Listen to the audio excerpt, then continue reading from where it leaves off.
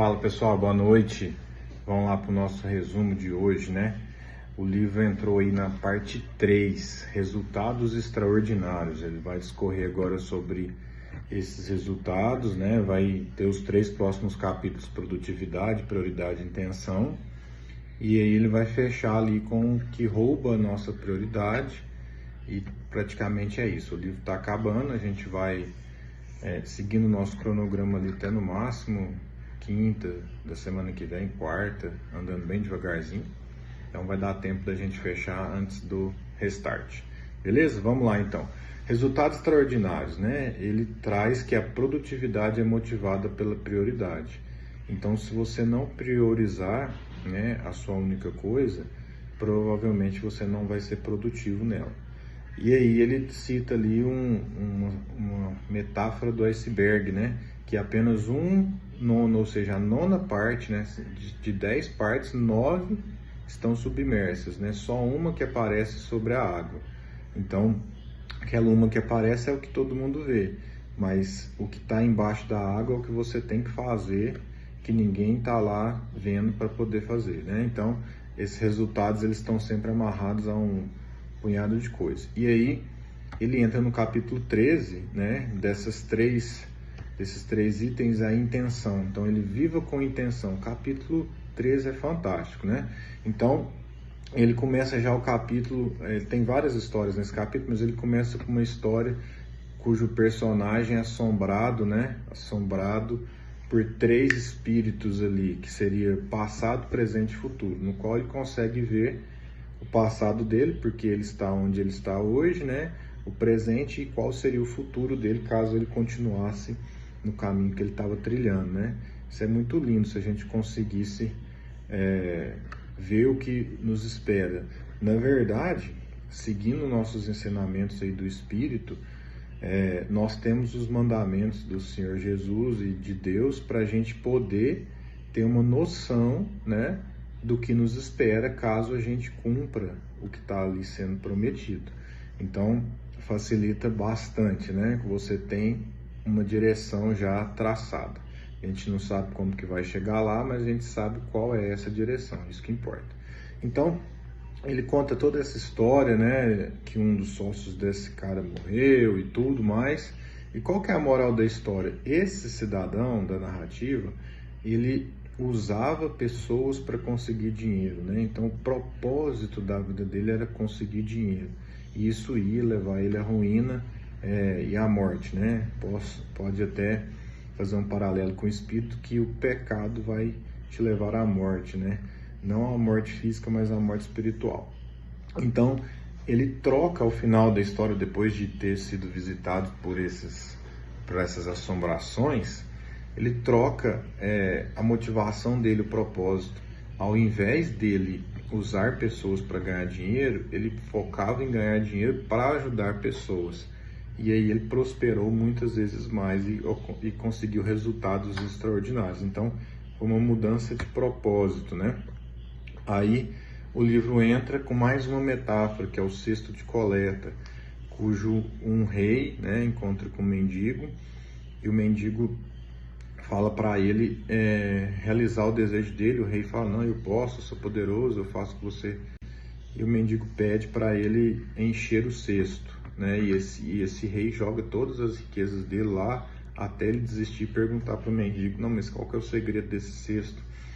E aí o mendigo explica que o cesto é o desejo humano. Então o livro faz um apelo aí para que nós tomemos cuidado com o nosso propósito. Por quê? Porque às vezes o propósito seu é trocar de carro. Vamos dar um exemplo banal. E aí você troca de carro e você vai ficar muito satisfeito ali por um período de tempo.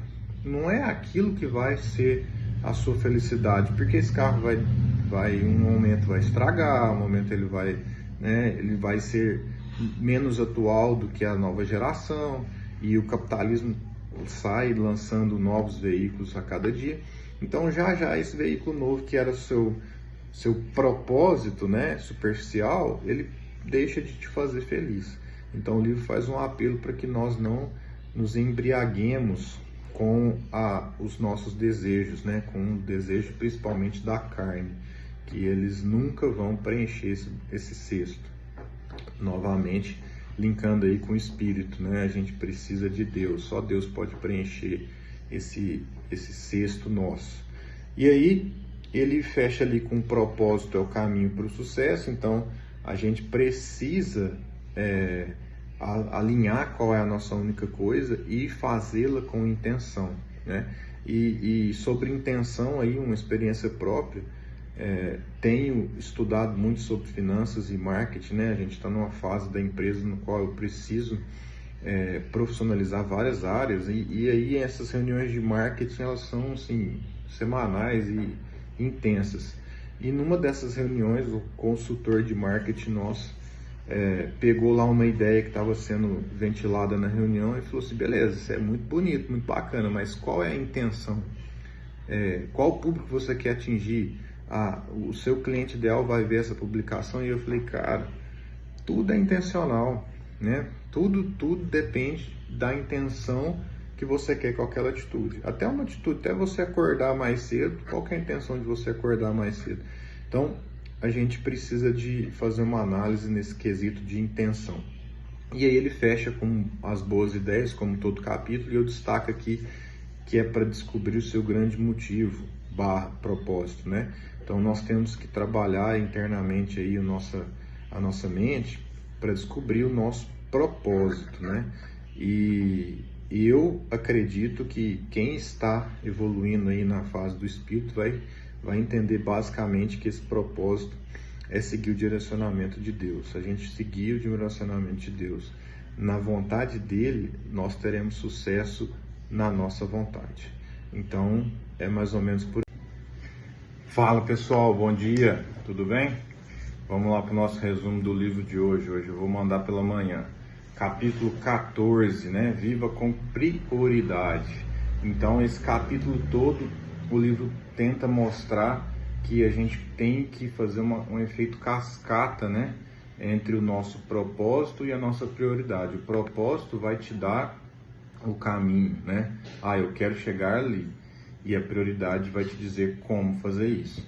Então, todos os dias nós temos a opção de nos perguntar o que fazer ou o que eu devo fazer. O que fazer vai nos responder o propósito, mas o que eu devo fazer vai nos responder qual prioridade eu preciso atacar nesse momento.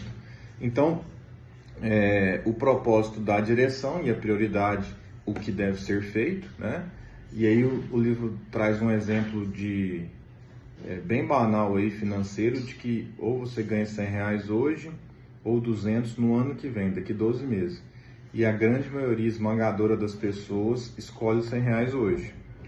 Porém, se você aplicar R$100 hoje, você não vai ter 200 daqui 12 meses, né? Impossível você multiplicar esse dinheiro organicamente. Então, o R$200 seria a opção mais viável financeiramente para quem está procurando a juntar riquezas, né? Que seja. Então, é mais ou menos o exemplo que ele está dando para poder separar do propósito da prioridade. E depois ele vem com um efeito cascata mesmo, né? Tipo um dominó. Começa pelo propósito, que é o caminho, e vai diminuindo o tempo. O propósito é um propósito de vida. Depois ele vai diminuindo o tempo. O que eu devo fazer em 10, 5 anos, 1 ano, 6 meses, 1 mês, até chegar no hoje. Então é uma cascata. Primeiro você define a prioridade, o propósito, né? A direção que você quer. Aí eu quero chegar aqui. Aí eu quero comprar um carro de R$100 mil. Beleza. Aí você vai trazer isso pro seu hoje. Qual então é a sua necessidade hoje para você almejar aquele objetivo? E aí ele faz um exercício de novo, né? De conectar sempre o presente com o amanhã. Então você tem que desejar alguma coisa que você está alinhado com o seu propósito, e aí você tem que conectar com hoje. Então, onde eu estou hoje em relação a esse objetivo, né? E fazer sempre esse paralelo para que a gente consiga determinar qual é a atitude necessária que vai nos deixar mais próximo desse objetivo. Aí ele fecha o capítulo bem pequeno, né? Fecha com boas ideias, E eu destaco aqui lápis e papel na mão, anotar os objetivos. Isso é fantástico, gente. Eu já fazia isso muito tempo atrás. Chegava dezembro ali, eu pegava um papel, escrevia tudo que eu queria pro outro ano. E assim, sem filtro. Ah, eu quero uma casa, eu quero um carro assim, eu quero uma caminhonete assado. Não. Escrevia e deixava ali na minha agenda. Antigamente eu usava a agenda física, né? Hoje o telefone substituiu. E eu ficava vendo aqueles objetivos ali todo dia. Opa. E aí no final do ano eu riscava ali o que eu consegui e o que eu não consegui. Muitos anos a gente não consegue nenhum que seja. Mas quando você consegue um ou dois ali da sua lista, você já falou, poxa, né? Não imaginava que eu estaria aqui onde eu estou hoje. Então esse exercício de escrever é muito bom. Então eu aconselho que vocês escrevam o objetivo e a data. Fala, eu quero isso até tal dia, né? E mentaliza isso, que primeiramente você precisa receber isso na sua mente, né? Você precisa aceitar, merecer. Tem vários termos aí que o pessoal usa, né? Os coaches. Tem um livro do Napoleão Hill que é Pense e Enriqueça, que é muito bom também, que ele fala exatamente isso, que você pode tudo desde que você primeiro consiga na sua mente, se imagine naquele objetivo já, consiga viver aquilo mentalmente, e aí automaticamente as suas ações vão progredir até esse objetivo. Beleza, gente? Capítulozinho bacana, fala muito sobre prioridade e tem muito a ver com o que a Dani falou em cima do curso, né, do Conquer. E quem puder pode fazer, que vocês vão alinhar os objetivos e os propósitos com esse desafio do Alma também. Beleza? Qualquer dúvida, manda aqui para nós. Um abraço. Tchau. Fala pessoal, boa tarde. Vamos lá para o nosso resumo de hoje, capítulo 15, Viva com Produtividade, né? Ele introduz aí o conceito de bloco de tempo, que é fantástico, e também ensina a proteger esse bloco de tempo, né? Ele vem fazendo ali um paralelo. O autor diz que o dia produtivo é aquele que você consome mais tempo, né, com a sua única coisa. Aqui nessa parte do livro a gente já assume que cada um já tem encontrado a sua única coisa na respectiva área que esteja planejando. Então ele já começa a te dar insights e dicas para você conseguir atingir o que você planejou, né? Então, o dia produtivo é aquele que você consome quase que a metade do seu tempo focado na sua única coisa. Planejamento é muito importante. Então, o conceito de planejamento, você planeje, né? E aí você pode usar aquele efeito cascata citado anteriormente, planeja anual, mensal, semestral, até o diário e horário também, né? Você planeja todos, geralmente é muito bacana aí, o pessoal faz, eu também faço no domingo. Você planeja a semana inteira, né? Então, essa questão de bloco de tempo, eu coloco na minha agenda digital, inclusive as atividades do Isaac, da Rebeca, médico meu, médico da Kate, academia, todas as atividades, futebol, tudo tem o seu evento ali criado com o tempo específico para ser feito, né? E entre esses tempos eu adequo todas as minhas demandas de trabalho. Então esse planejamento ele tem que acontecer. Depois ele retrata aí 3 coisas, né? Tempo livre, única coisa e planejamento. São os 3 blocos de tempo que o livro traz nesse finalzinho do capítulo. E aí eu destaco a importância do tempo livre, né?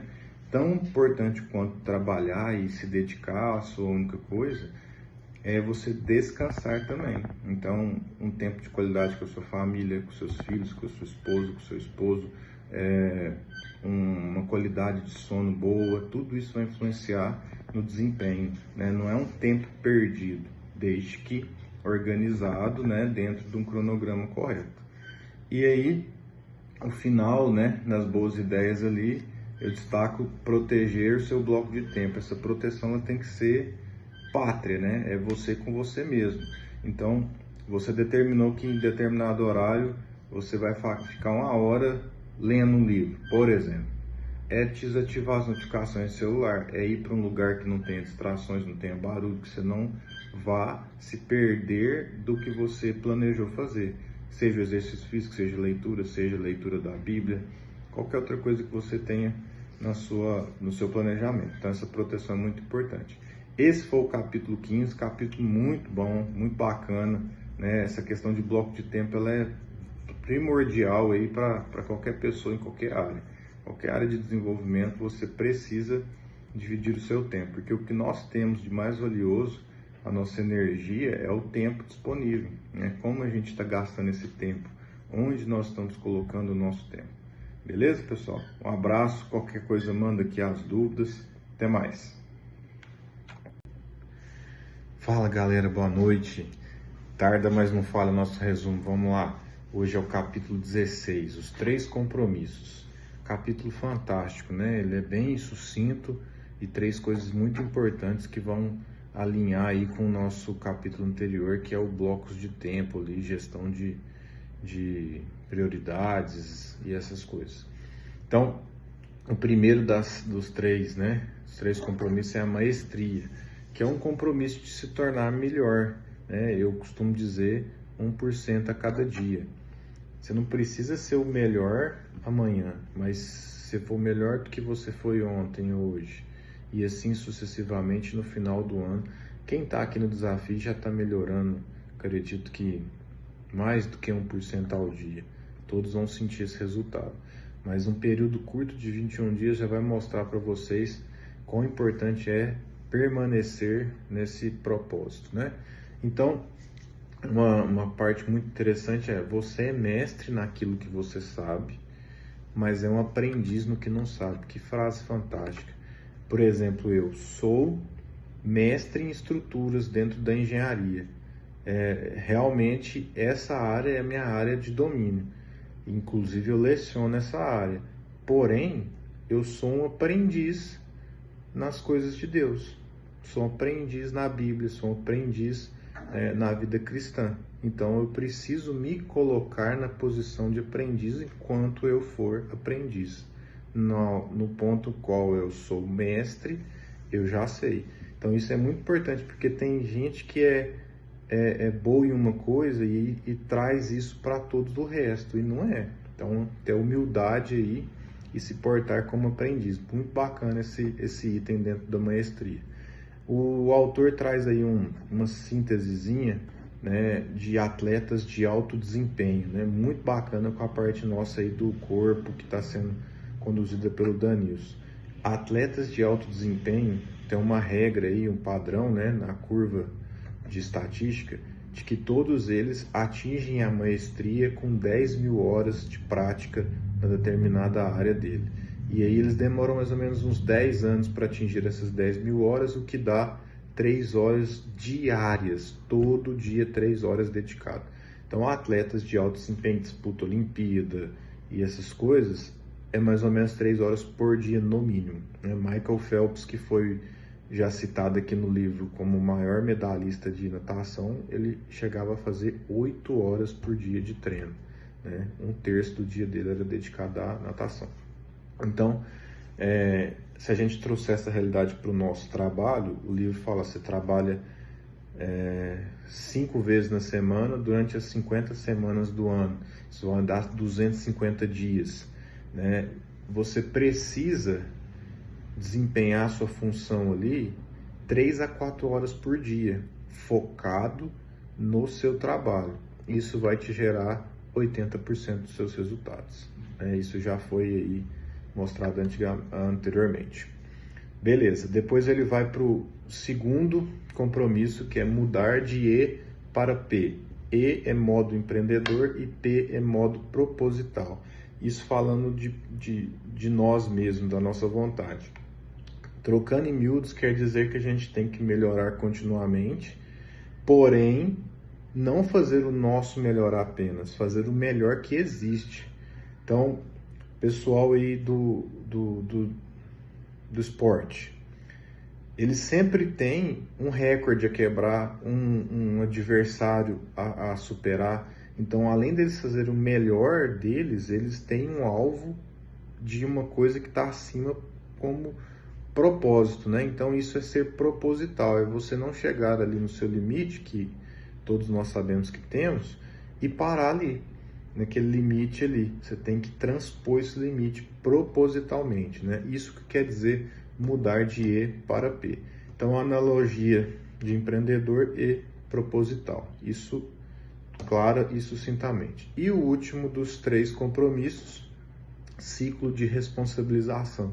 Esse aqui é o capítulo que casa muito com uma pregação do Daniel, que já tem lá no YouTube da igreja, que ele pregou no finalzinho do ano, né, de como a gente ter um ano de 2024 diferente. E aí é a frase que ele vive falando para a gente, para novos resultados, a gente precisa ter novas atitudes. Não tem jeito de você ter resultado diferente fazendo a mesma coisa. E começa como? Com a autorresponsabilização. Então, parar de vitimismo mesmo. Falar, não, eu não dou conta. Não, para de ser vítima. Vocês têm que pegar e responsabilizar. Não, eu que cuido da minha saúde mesmo. Eu que como doce como não deveria. Eu que como mais do que deveria. É a minha culpa. Não é, ai, tinha doce, ai, tinha evento, ai, tinha isso. Não, você tinha, mas você não come. A gente não está aqui num propósito de jejum. Eu, inclusive, estou num de jejum de doce, né? E tá fielzinho. Achei que eu não conseguiria e estou conseguindo. Propósito de Deus aí, jejum com propósito. E ele fecha, né, esses 3 compromissos lá com boas ideias e eu destaco esse, assumir os resultados. Então, você é responsável pelas suas atitudes e pelas consequências das suas atitudes, sejam elas boas ou ruins. Então, se responsabilizar pelos seus resultados. Ah, eu estou estagnado profissionalmente, a culpa é sua. A culpa não é do sistema, do governo, é sua. Você tem que parar de vitimismo e se autorresponsabilizar. O que você pode fazer para melhorar essa situação? Qual tipo de foco e organizar a cabeça aí para isso, entendeu? É um capítulo um pouquinho bate, né? Mas é de suma importância, né? Para nós que queremos e almejamos uma vida extraordinária. Beleza, gente? Qualquer dúvida, manda aqui. Eu acho que isso vai gerar muita discussão ainda e o que precisar pode me mandar mensagem tanto aqui quanto no particular. Fala, pessoal. Boa tarde. Vamos lá para o nosso resumo hoje, o capítulo 17. Capítulo um pouquinho mais extenso, né, do que o habitual, mas muito importante.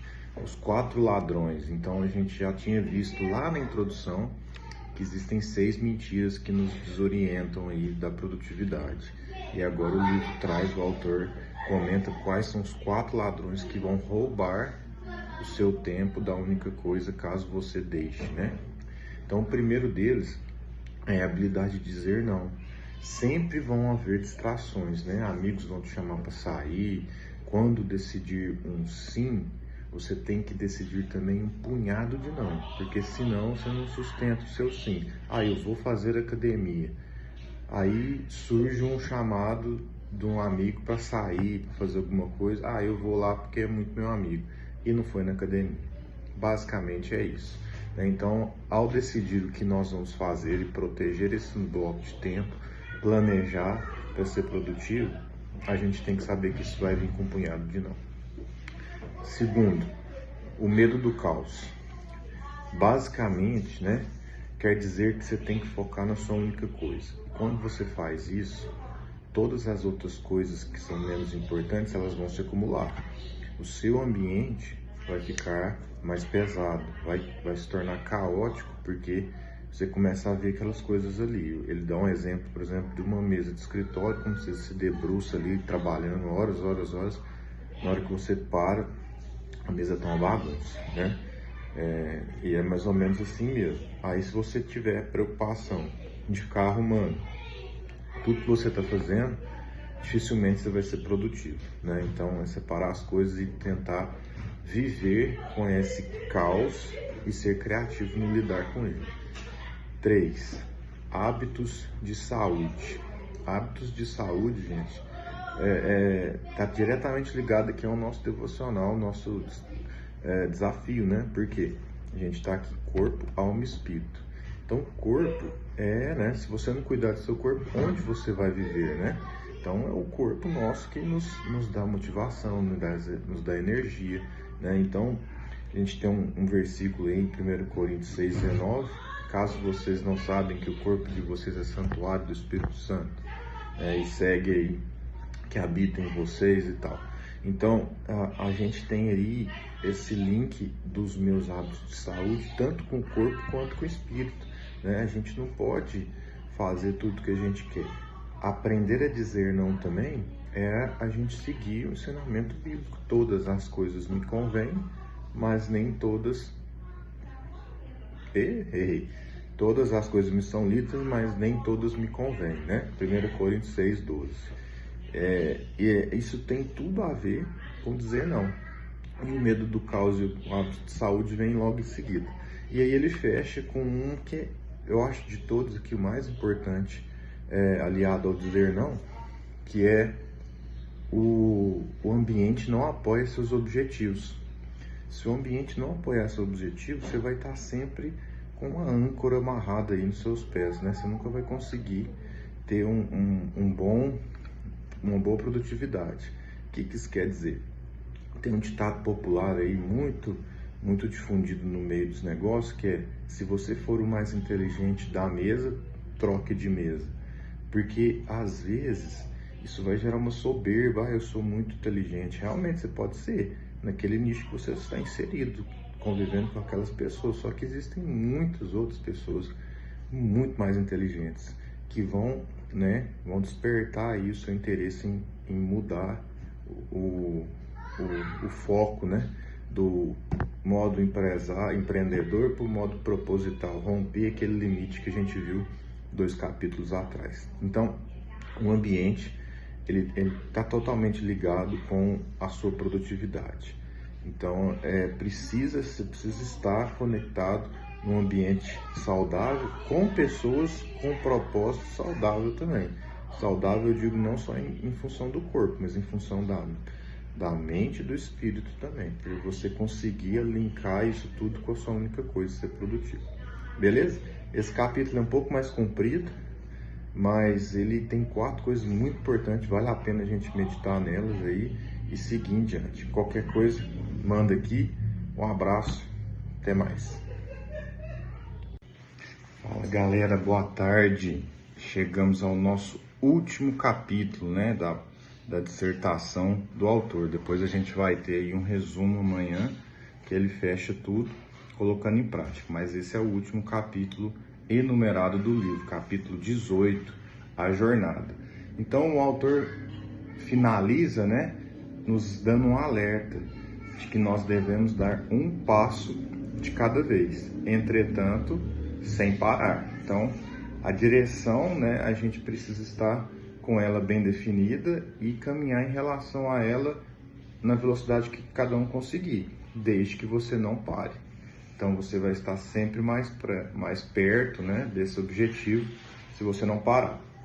E aí é aquele apanhado de coisas que a gente falou: 1% melhor a cada dia, ser simples nas coisas da vida para poder executá-las com maestria, e por aí vai. Aí ele entra no próximo título, que é Conselho de Amigo. Aí ele dá um alerta sobre arrependimento, conta uma história, né, de um livro que ele leu, que emocionou muito ele, que o pessoal estava... o que você se arrepende, né, no leito da morte ali, muita gente foi falando as coisas. Então ele faz um alerta, que é melhor a gente se arrepender de ter feito do que se arrepender de não ter feito. Então ele nos traz aí um chacoalho, né, para a gente nos colocar em prática, fazer as coisas. Se der errado, foi aprendizado.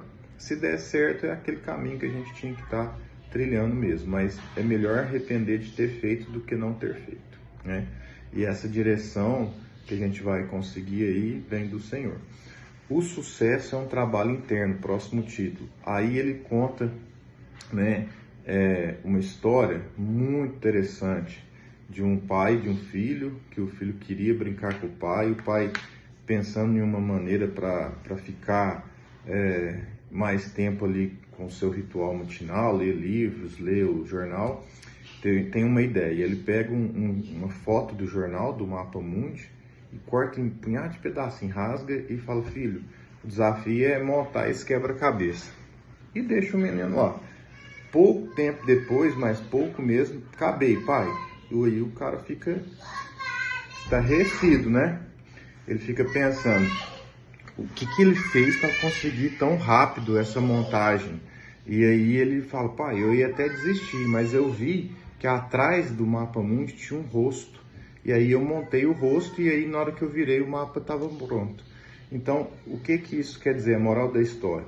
Arrumar a gente primeiro que o mundo vai se ajustar, né? Então, como que nós vamos viver uma vida sem arrependimento? Com propósito, prioridade e produtividade, focando em nós primeiramente, depois o nosso ambiente vai se transformar. Beleza? Esse capítulo é curtinho, finalizando mesmo tudo que a gente já veio tratando da única coisa. Conselho de amigo, sucesso é o trabalho interno, e a gente fecha aí com o título A Jornada. Amanhã a gente vê um apanhado geral de como colocar em prática todos os ensinamentos. Beleza? Qualquer dúvida manda aqui.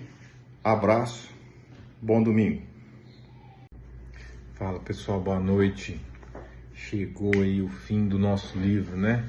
Não é mais ou menos um capítulo, é só um fechamento mesmo, não tem nem número enumerado lá no sumário, mas o autor traz ali, né, colocando a única coisa em prática, como se fosse um resumo do livro, né? Então, o que a gente tem que fazer? É fazer grandes perguntas. O primeiro passo é se perguntar, né? Qual a única coisa que eu posso fazer agora que vai me deixar mais próximo do meu objetivo?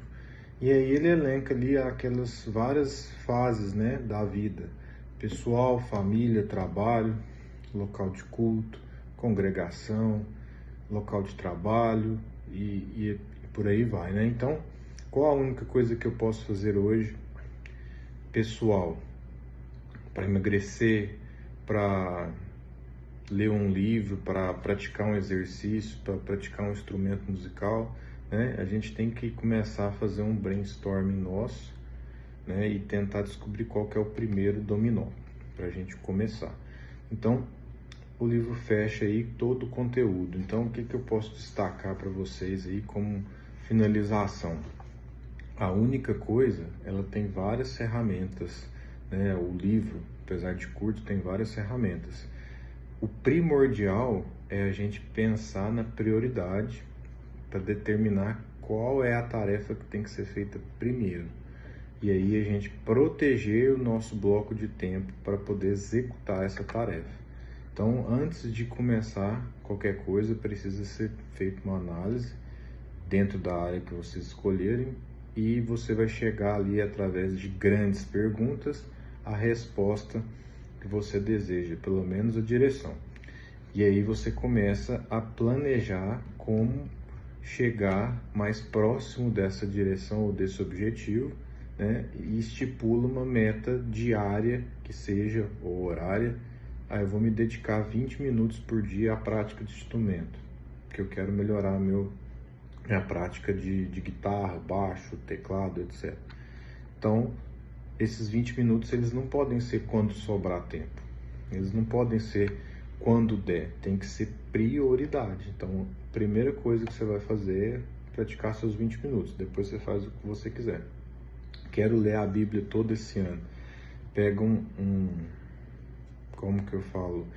Um roteiro, né? Tem vários roteiros aí. Pode ser na ordem cronológica, pode ser na ordem do Novo Testamento primeiro, independente disso, pega e planeja. E aí você congela aí, né, esse bloco de tempo para fazer isso, né? Um devocional, talvez matinal, que eu acho que a parte da manhã é a parte que a gente está mais produtivo, com a cabeça mais fresca, né, para atividades que sejam de desempenhar mais neurônios, assim, o seu cérebro pensar mais. Então, leitura, prática de instrumentos pela manhã é mais coerente. Exercício físico, para mim, pessoalmente, é muito melhor de manhã, porque se eu não for de manhã, eu não vou mais, né? O dia acaba tomando uma proporção de que não sobra tempo, então eu tenho que priorizar ir de manhã. Se eu não for de manhã, eu já sei que naquele dia eu não vou. Não adianta eu falar que eu vou à noite, que eu vou à tarde, que não dá, isso nunca dá. Então, é mais ou menos isso, beleza? vamos discutindo aqui. A gente ainda tem aí essa semana de desafio, então quem está atrasado consegue recuperar o tempo tranquilamente. Se surgir dúvida, vocês mandam aqui. Fiquem com Deus, boa noite, abraço.